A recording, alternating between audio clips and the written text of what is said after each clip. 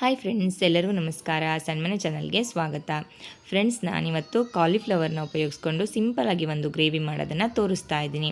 ಇದಕ್ಕೆ ನಾನು ಮೊದಲನೇದಾಗಿ ಕಾಲಿಫ್ಲವರ್ನ ಬಿಡಿಸ್ಕೊಂಡು ಚೆನ್ನಾಗಿ ಕ್ಲೀನ್ ಮಾಡಿ ಅದನ್ನು ಬಿಸಿ ನೀರಿಗೆ ಹಾಕ್ಕೊಂಡು ಒಂದು 5 ಮಿನಿಟ್ಸ್ ಅಷ್ಟೊತ್ತು ಉಪ್ಪು ಹಾಕಿ ಅದನ್ನು ಹಾಗೆ ಬಿಟ್ಟಿದ್ದೆ. ಇವಾಗ ಅದನ್ನು ಒಂದು ಬೌಲ್ಗೆ ತೆಕ್ಕೊಳ್ತಾ ಇದ್ದೀನಿ. ಇದಕ್ಕೇನೇನು ಬೇಕು ಅಂತ ನೋಡ್ಕೊಳ್ಳೋಣ. ನೋಡಿ, ಕ್ಲೀನ್ ಮಾಡಿ ಇಟ್ಕೊಂಡಿರುವಂತಹ ಗೋಬಿ, ನೆಕ್ಸ್ಟು ಅರ್ಧ ಲಿಂಬೆಹಣ್ಣು, ಸ್ವಲ್ಪ ಗರಂ ಮಸಾಲ, ಹುರಿಗಡಲೆ, ಹಾಗೆ ಕೊತ್ತಂಬರಿ ಸೊಪ್ಪು, ಚಿಲ್ಲಿ ಪೌಡ್ರು, ಧನಿಯಾ ಪೌಡ್ರು, ಜೀರಿಗೆ, ಸೋಂಪು, ಸ್ವಲ್ಪ ಅರಿಶಿನ ಪುಡಿ, ಕಸೂರಿ ಮೇಥಿ ಮತ್ತು ರುಚಿಗೆ ತಕ್ಕಷ್ಟು ಉಪ್ಪು. ಇಲ್ಲಿ ಮೊಸರನ್ನ ತೊಗೊಂಡಿದ್ದೀನಿ. ಹಾಗೆ 2 ಈರುಳ್ಳಿನ ಈ ಥರ ಕಟ್ ಮಾಡಿ ಇಟ್ಕೊಂಡಿದ್ದೀನಿ. ಶುಂಠಿ, ಬೆಳ್ಳುಳ್ಳಿ, ಹಸಿಮೆಣಸಿನ್ಕಾಯಿ, ಹಾಗೆ 1 ಟೊಮೊಟೊನ ಇಟ್ಕೊಂಡಿದ್ದೀನಿ. ಇವಾಗ ಮೊದಲನೇದಾಗಿ ಒಂದು ಪ್ಯಾನ್ನ ಬಿಸಿಗೆ ಇಟ್ಕೊಂಡು ಅದಕ್ಕೆ ಬಟರ್ನ ಹಾಕ್ಕೊಳ್ತಾ ಇದ್ದೀನಿ. ನೀವು ಇಲ್ಲಿ ಆಯಿಲು, ತುಪ್ಪ ಏನು ಬೇಕಾದರೂ ಯೂಸ್ ಮಾಡ್ಕೋಬೋದು. ಇವಾಗ ಕ್ಲೀನ್ ಮಾಡಿ ಇಟ್ಕೊಂಡಿರುವಂಥ ಗೋಬಿನ ಇದಕ್ಕೆ ಹಾಕ್ಕೋತಾ ಇದ್ದೀನಿ.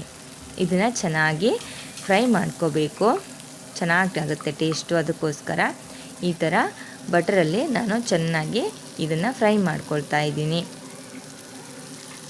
ಇದನ್ನು ನಾನು ಬಿಸಿನೀರಿಗೆ ಹಾಕುವಾಗಲೇ ಉಪ್ಪು ಹಾಕಿದ್ದೀನಿ. ನೋಡಿ, ಇವಾಗ ಇದು ಚೆನ್ನಾಗಿ ಫ್ರೈ ಆಗಿದೆ.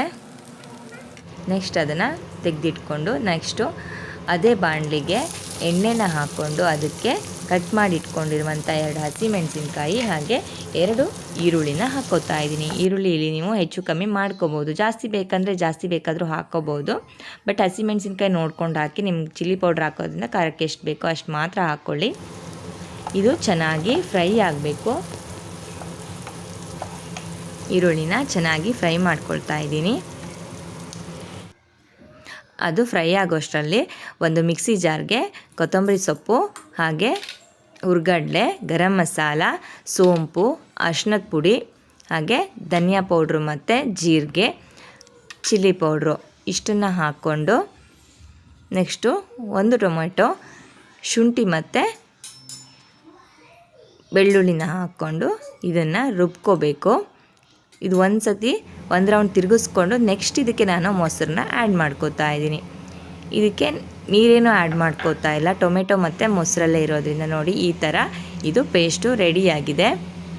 ಇವಾಗ ಇಲ್ಲಿ ಈರುಳ್ಳಿ ಕೂಡ ಚೆನ್ನಾಗಿ ಫ್ರೈ ಆಗಿದೆ. ಇದಕ್ಕೆ ರುಬ್ಕೊಂಡಿರುವಂಥ ಮಸಾಲನೇ ಹಾಕ್ಕೊಂಡು ಚೆನ್ನಾಗಿ ಫ್ರೈ ಮಾಡ್ಕೊಳ್ಳಿ. ಮಸಾಲೆಯ ಹಸಿ ವಾಸನೆ ಎಲ್ಲ ಹೋಗೋ ತನಕ ಇದನ್ನ ಚೆನ್ನಾಗಿ ಮಸಾಲೆ ಫ್ರೈ ಆಗಲಿ. ಈ ಥರ ಮಾಡೋದ್ರಿಂದ ಟೇಸ್ಟು ತುಂಬ ಚೆನ್ನಾಗಿರುತ್ತೆ. ನೋಡಿ, ಇವಾಗ ಇದು ಫ್ರೈ ಆಗ್ತಾ ಇದೆ. ಇದಕ್ಕೆ ರುಚಿಗೆ ಎಷ್ಟು ಬೇಕೋ ಅಷ್ಟು ಉಪ್ಪನ್ನು ಹಾಕ್ಕೊಂಡು ಸ್ವಲ್ಪ ಮಿಕ್ಸ್ ಮಾಡಿಕೊಂಡು ನೆಕ್ಸ್ಟು ಮುಚ್ಚಳವನ್ನು ಮುಚ್ಚಿ ಇದನ್ನು ಸ್ವಲ್ಪ ಹೊತ್ತು 3 to 4 ಮಿನಿಟ್ಸ್ ಅಷ್ಟು ಇದನ್ನು ಹಾಗೆ ಬಿಡೋಣ. ಇವಾಗ ಇದು ನೋಡಿ, ಇಲ್ಲಿ ಸೈಡಲ್ಲಿ ಎಣ್ಣೆ ಎಲ್ಲ ಬಿಟ್ಕೊಂಡು ಚೆನ್ನಾಗಿ ಫ್ರೈ ಆಗಿದೆ.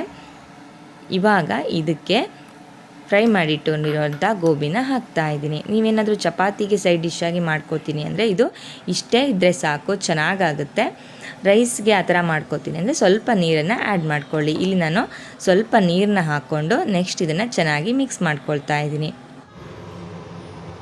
ನೋಡಿ, ಇವಾಗ ಇಷ್ಟು ಗ್ರೇವಿ ಇಷ್ಟು ನಾನು ಮಾಡ್ಕೊಂಡಿದ್ದೀನಿ. ನೀವು ಚಪಾತಿಗಾದರೆ ಸ್ವಲ್ಪ ಗಟ್ಟಿಯಾಗೆ ಮಾಡ್ಕೋಬೋದು. ಟೇಸ್ಟ್ ಅಂತೂ ತುಂಬಾ ಚೆನ್ನಾಗಿರುತ್ತೆ ಇದು. ಇದಕ್ಕೀಗ ಮಸಾಲೆ ಎಲ್ಲ ಹಾಕಿದ ಮೇಲೆ ಉಪ್ಪು ನೋಡಿಕೊಂಡು, ಉಪ್ಪು ಸ್ವಲ್ಪ ಕಮ್ಮಿ ಇತ್ತು, ನಾನು ಮತ್ತೆ ಆ್ಯಡ್ ಮಾಡ್ತಾಯಿದ್ದೀನಿ. ನೀವು ನೋಡಿಕೊಂಡು ಉಪ್ಪು ಖಾರನ ಆ್ಯಡ್ ಮಾಡ್ಕೊಳ್ಳಿ.